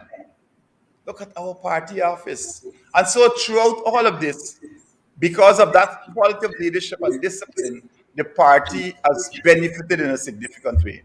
And I say this to say that I did not have to be the leader or the chairman of the party to do those things. I had made a commitment before the 2018 Congress, when I was running for chairman, that should I be elected the chairman, these are some of the things I will do. I was not elected chairman, but I did those things because it was a commitment which I made to the party, to the people, and it was something which I hold dear to my heart. And this is the kind of leadership that I'll bring, selfless leadership. Leadership that puts people first. And so it doesn't matter that if I am the chairman, if I commit to doing something, I will do it. And that has been something that I've always done. That is how I am. That is who I am. That is the person I am. So, Dr. Van West Charles, I hope that if you would have spent a few days in the army under your father-in-law, you'd have learned the value of discipline and leadership. But I don't hold it against Dr. Van West Charles. He's my friend, he's my colleague in the party. And people are entitled to express their views, but I don't think it's a view that sits well with history and performance in the party. Mr. Harmon, you talked about Van der Charles being your friend and your colleague in the party. Is Mr. Norton your friend and colleague too? Are you prepared to work with them? Let's say, worst case, you're not elected as leader of the party. Are you prepared to work with someone else? I am about the party. I am about unity of our party. I believe unity is the first issue that we have to deal with after these elections. In fact, I've made this statement even before the elections, that the unity of our party is critical, and that every candidate must commit to working together after these elections, whether they win or lose. And I say this with all sincerity. I'm prepared to sign on the dotted line. I'm prepared to do that, but you know what? When you look at everything, when the people look at everything, all the candidates and delegates look at everything, they say, you know what happened? We want Joe Harmon to be that person. So I am prepared to work with everybody. I've worked with Dr. Van West Charles. I've worked with Arby Norton. In fact, until recently, he was a director in my office. And we still have a very good relationship. But the point is that leadership requires a different quality. And I believe that quality has to be displayed on a daily basis. And I don't believe that those qualities that have been displayed so far would endear themselves or endear itself to the people in the party at this time. Having said that, I want to recommit you to my previous question about whether or not you talked about the convergence of opposition leader and party leader and why it's necessary, and I think nobody would dispute that. And again, being the devil's advocate here, are you prepared to say this evening that if you're not successful, you might be willing to step aside as opposition leader so that that person might get exactly what you're articulating there? It's a different situation, Cheryl. That's what we call a trick question. Because the process by which I could resist it. The process by which the leader of the opposition is appointed is a different process altogether. right? And of course, you have to enjoy the confidence of the MPs, and they have to vote for you in the National Assembly. So it's not a question of, okay, this person becoming the leader of the party, then they become this. But let me say this, that I strongly believe that I possess those qualities to merge these two positions. But if by some strange twist of fate that were to happen, I would always do what is in the best interest of the people of this country and what is in the best interest of my party. So it is not about it's about what is good for the team, what is good for the party, what is good for the country. And that is my take on this matter, Sharon. Fantastic, fantastic. So you have these other persons who are running. You have Aubrey Norton. You got Dr. Vincent, Dr. Richard Van der Charles. Another candidate hasn't, thrown their hat in the race or in the ring. No pun intended. Yes, yes. What do you think distinguishes you? I mean, you've said a lot this evening. What do you Yes. think distinguishes you from your opponents? That would give you the edge where the delegates are concerned. First of all, I believe that the delegates will look past just what is at stake now and see that this is part of a process. And that process is about getting us back into government. It's getting us back into government. That is the ultimate objective. And so, what they would look at, well, who are these people? What's their team that they are working with? And I'm saying now, I am creating a pathway for the younger leaders to emerge. And already now, I am sort of nurturing that talent as members of parliament. You yourself, you there, and you see the way I manage, how I lead the MPs. I allow them, I give them room to grow. I give them guidance, I give them direction. And so that is what will separate me from the others. Because you can see the intolerance of the views of others that have been expressed by the candidates, even on your program. You can see that. But most importantly, Sharon, I believe that coalition politics is the way that Guyana will continue to go. And that when you look at the coalition, I believe that I'm the best candidate that will hold this coalition together. I believe that the parties in the coalition, that they've expressed that kind of respect and love for me, and I for them. And so I will be a candidate that will continue to mold this coalition, hold it together, so we can beat the PPP. We have to get rid of the PPP. And that is what we have to look at. That's what we have to work towards. Not just about, okay, you lead after that, so what? You have to have a plan, you have to have a vision. I have laid out my vision, and I believe that as I go around to every part of this country, I am explaining that vision in detail to our party comrades. That vision in detail. As I said last weekend, I was with a team, and this is what we emphasize. When people see me, they don't just see Joe Harmon, they see a team that's working. They see the future of Guyana around me. And this is what we want to emphasize. When people talk about Joe Harmon, I am basically molding, I'm creating a pathway for young people, people in Barbies, people in Linden. Look, Jared, we have some fantastic young people. I've called some of the names just now that's already on my team. We have people in Linden. I mean, all of them might not be my supporters, but I recognize their talent. We have Sharm Solomon, Vanessa Kisoon, Jermaine Figuera, Darren Adams, all of these people in Linden. We have people all across this country with the talent that can move this country forward. The important thing now is a quality of leadership that gives them that confidence that they can do what they want. You look at Bartica, we had some of the we had some of the youngest mayors and so on in this country. When Lethem was made a township, the mayor of Lethem was 19 years old. 19 years. And we invested. We did the same thing in Barcelona with Gifford Marshall. And all of the other townships that are there. Because this is what Burnham did when he was president.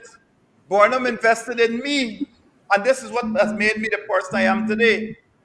When I was 21 years old, Burnham sent a team to China to help to develop and cement the relationship. We were 21. My colleague Eddie Collins I think, was 22.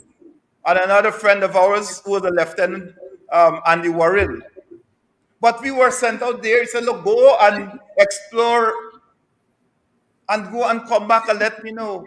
But this was the confidence he had in young people. And that is the confidence I have in these young people. I have listened.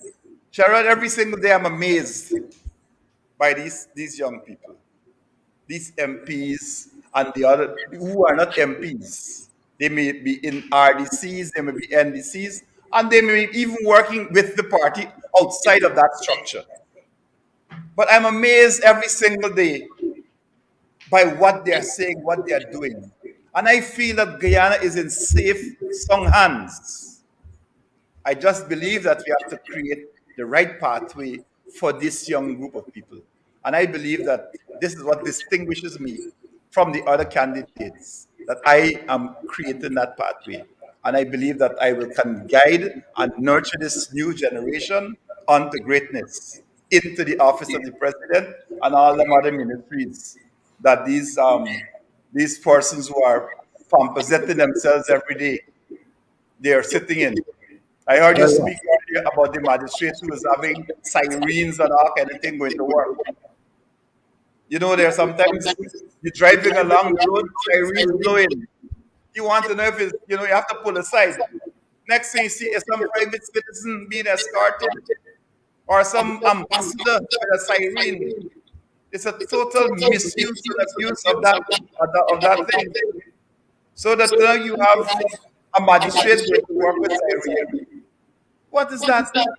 You know that these sirens are reserved for the president, the prime minister.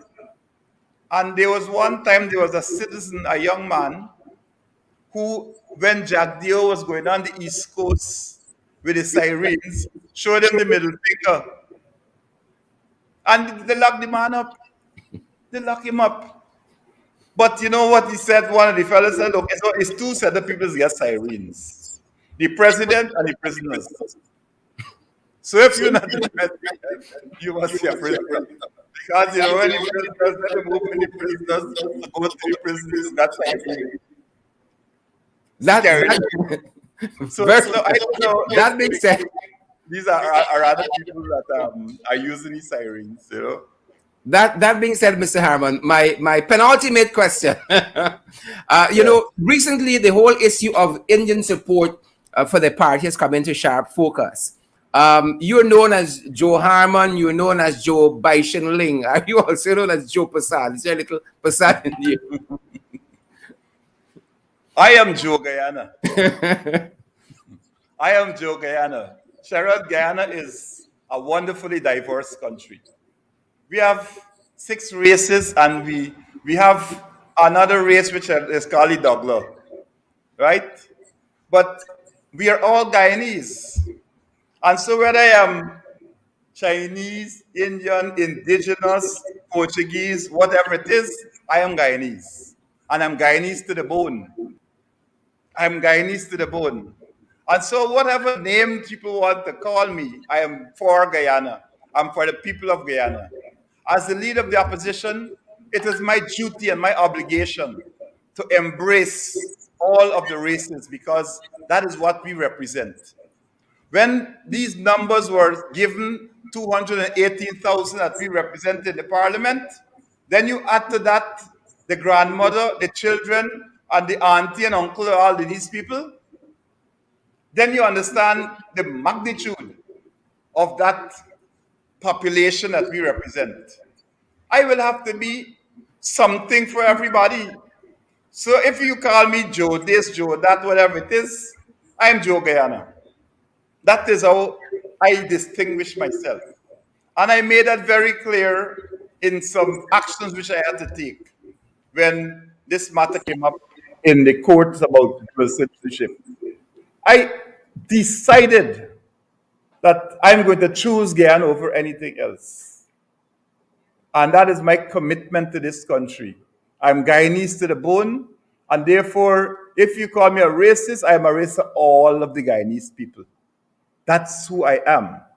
And I embrace everybody, and they embrace me. Anywhere around this country I go, people embrace me because they feel that warmth. They feel a genuine compassion. They feel a genuine love for them, for the Guyanese people. And that's where, and that is in the core, that is my DNA. And this is what I bring to the People's National Congress, that inclusiveness. And this inclusiveness is what, from the first time the party was formed, why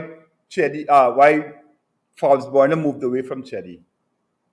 And there was a statement that was made at my campaign launch by one of the persons who endorsed me, a fellow by the name of Dinesh Jai Prasad from Barbies. He lives in Port Morant. He comes from Port Morant. He's an Indian. And he said that, people don't believe that he should be in the.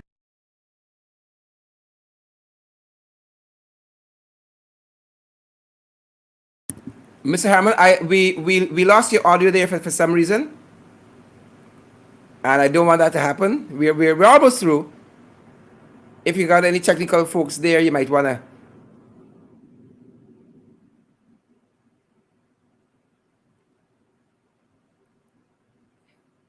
As we wrap up, folks, bear with us. One technical glitch there.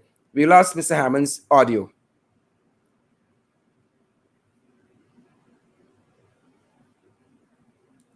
And we're at the penultimate question. Going a great evening thus far. Penultimate question. Stay with us. We're going to sort that audio out for Mr. Harmon as we wrap things up on this end. And definitely you're in tune with the place. We promise you the candidates. We promise you a candid discussion nightly, and we hope we have done justice to that as we continue to examine the road to 2021 to the 21st Biennial Delegates Congress of the PNCR. Mr. Harmon. Yes, Sherrod, I'm back. Yeah, I was saying, Sherrod, that Dinesh made a very passionate statement, right? And that what he's saying, look, this thing about race, that Mr. Harmon is the best candidate. He makes me feel that this is my home. He said, the first time I went into Congress Place, and I looked on.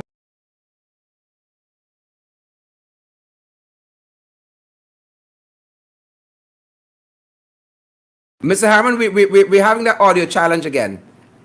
Apologies there. We're having that audio challenge again. Something is not. Guys, bear with us. We're almost through. We know we've carried you right to the wire this evening. Right to the wire, but bear with us. We're going to try to wrap it as quickly as possible. Mr. Harmon, I think I have you back. Yes. So when we speak about race, when we speak about ethnicity, this party is about that. This party is about all of Guyana. This party is the Big Ten for all of Guyana. And so there is no segregation. Any candidate that seeks to say this is a black people party cannot lead the PNC. Any candidate that seeks to separate our races cannot lead the PNC. This PNC is about inclusiveness. We lead that. When we came into government, we established a whole Ministry of Social Cohesion because it is something we believe in, and we've actually given credit, we've given life, we've given voice to what is social cohesion. And so these are qualities I will bring to the People's National Congress and the team that work with me that will bring to the leadership of the People's National Congress. I have a fantastic team, Sherrod, and they've already started working. And as we go across this country, the delegates are seeing them. They're not seeing just one man or nothing. They're seeing a team. And I want to emphasize that there's no I in team. And so we are about team. And so if you basically want me to wrap up now, Sherrod, what I would say is to all of the candidates, may the best candidate win. But that candidate is Joe Harmon, Joseph Frederick Harmon. And that's all. Let me ask my final question then. My final question, and I didn't get it this, but if their campaigns are watching, there seems to be an appetite. There seems to be an appetite for a debate among the contenders to lead of the PNCR. If that can be organized, are you willing to debate your colleagues publicly? Sherrod, I believe that the debate has to take place on the ground. I believe the debate has to take place with our delegates, our party members. That is where the debate has to take place. And while we're having these exchanges in the public domain, I believe that the delegates are the ones who are going to make that decision. So when we're talking about decision 2021, it's about decisions that are made by delegates of our party, not by anybody else, not by Sherrod Duncan, not by anyone else, but the delegates. And so I believe that that debate must take place in the communities where our delegates are. And that is what we are doing. We are going to the delegates, we are talking to the community groups, we're talking to the party groups, and this is really where we stand. So I would want to say that why don't we want to throw cold water on the idea? I believe that it is really for us to convince the delegates about what our program is. And even though people want to elevate it to the national level, I think that is another stage. At this stage, we're talking about the People's National Congress reform. Great. Mr. Harmon, I want to thank you for staying with us for, I think, close to an hour, if not over an hour, and answering our many questions here. I'm certain the delegates you speak of had a good chance to listen to you, to hear you, to decipher, to parse, and to assimilate all that you have said. And I know they have to do what they have to do at the end of the day. But we want to thank you for your time this evening, sir. Sherrod, thank you. Let me say that again, that to all of the members of our party, to all of the delegates, to those who will be delegates, that in me, you have a delegate that is part of a team, that I come with a team, that our job is to get rid of the PPP. That's our job. And so that when people go on the international stage and embarrass us talking about orgasm rather than organization, we will have to get rid of that. That's what I speak about, bringing back decency into public life. Because we must feel confident that we have a party, we have a coalition, we have a partnership that will bring back that level of respect internationally. And I believe that working with my team, that we can do just that. We can do just that. So to the other candidates, well, I think really after these meetings that tomorrow I should receive a call maybe from Dr. Van West Charles and Aubrey Norton, say, let's call it a day, man. We just work together under you. Thank you very much, Mr. Harmon. Thanks again for coming in the ring, sir. Thank you. Folks, that's our time this evening. We did promise you the delegates. We did promise you a very candid discussion nightly. Mr. Harmon there, again, answering a lot of a plethora of our questions. We want to thank him and his campaign team for being available to our program to get that done. Folks, this is decision, PNCR decision 2021, the road to the 21st biannual Delegates Congress there of the People's National Congress reform. And we are happy to be able to do this and to have the many candidates and their surrogates and so forth come by and to make the case for them and to make the case for themselves in the issue of the candidates. We continue tomorrow night, guys. We continue tomorrow night. Thank you, guys. I still see thousands of you who are still tuned in to us. We started at 8. I have 10 o'clock on the dot here in Guyana. It might be different in some other places. But thank you for staying with us for the last 2 hours. Flush 2 hours, guys. It's our privilege being here with you. It is our privilege. We got to fight. We got to fight, folks. We got to fight. And I really want to ask you guys, don't take us for granted when we ask that you come on board. This is the kind of work this program is being created to do, to disseminate this kind of information. We want Times telling we nothing but we candidates. We want Starbuck News neither. We want Chronicle, least of all. Right? And we know DPI and NCN, they're their own pocketry. And even if they're operating at full strength, they won't cover our issues. And so we are creating the platform here to do that, to bring you the information, unfiltered, unscripted. And so we want to invite you guys to come on board and to partner with us. We've created several facilities for you guys to do so. And whether it's on our Cash App, it's a $ in the ring 592. It is also on via PayPal. It's in the ring 592 at gmail.com. It's also via we have the MMG platform. Our number there is 627-6963. We also are available on the Western Union platform, the MoneyGram platform. You have any guidance you need, any concerns? You got some photos, you got an information tip. You can WhatsApp us also on 627-6963. Help our program to grow, guys, so we can do more programs like this and do it in an even better way. Do it in an even better way. Help us to do that, to continue to go from strength to strength. Let's fight, folks. That's our program this evening. I'm going to stick around. I know you rushing off to some other places, some other programs. I'm going to stick around for a little bit. Guys, share the live stream. Ensure you do that before you go. Let us get the information out there. We want to see the emojis as well, guys. Share that live stream. Come on board and partner with us. And let me give a couple of you a shout out before we finally pull the curtains down in the ring tonight. Candy, Nalene, Inderjit, good to see you still with us. Sandra Verwain, good to see you there. Janet Edwards, I see Sharon Castillo Edwards is here as well. Everybody in the ring. Marilyn Pariag, I see Chanel Wills is there. Good to see you, Chanel. Great to see you. Whitney Bias, good to see you there as well. I see, I want to say good night to Candy, Nalene, Inderjit, and Marky.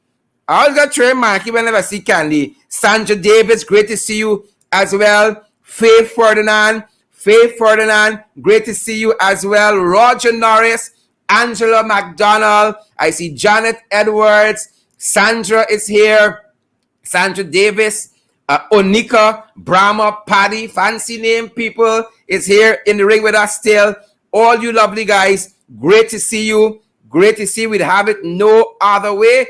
We would have it no other way, guys. Great to see all of you in the ring with us tonight. Floret, Jacobs, Ward, and Carl Miller. Good to see you. Good to see you. Laverne, Harry Chiran, Kelman, Passad, Perry James. Hello, Perry James. Good to see you as well. Anita Primo, great to see you. Cecile Chester, great to see you guys. Share the live stream so that persons can get this valid and credible information. We can have the Trenchies and the Jagabats and the Jebusites and the Nakavakamites, the confusion, powderness. We got time with them. We want to get the valid and credible information out there. We only got time with the valid viewers, the true ringsiders, and we got time with the credible comments. Nothing else. Good to see all of you guys. That's our program this evening. Cecile Chester, great to see you there. Cecile and Gavin Holder, all you nice, decent, fantastically lovely people. Come on board and partner with us and help us to do more of this. Help we know. Thanks, guys. Great to see each and every one of you. Fatima Wilson and Edwin Mona, Cheryl McGowan, Amanda Daniels. Good night to each and every one of you. And stay safe. As you go, guys, social distance, wear your mask, sanitize, practice all the COVID-19 protocols that are in place for your health and your safety, that of your friends, family, and loved ones. Stay safe, guys. Stay safe.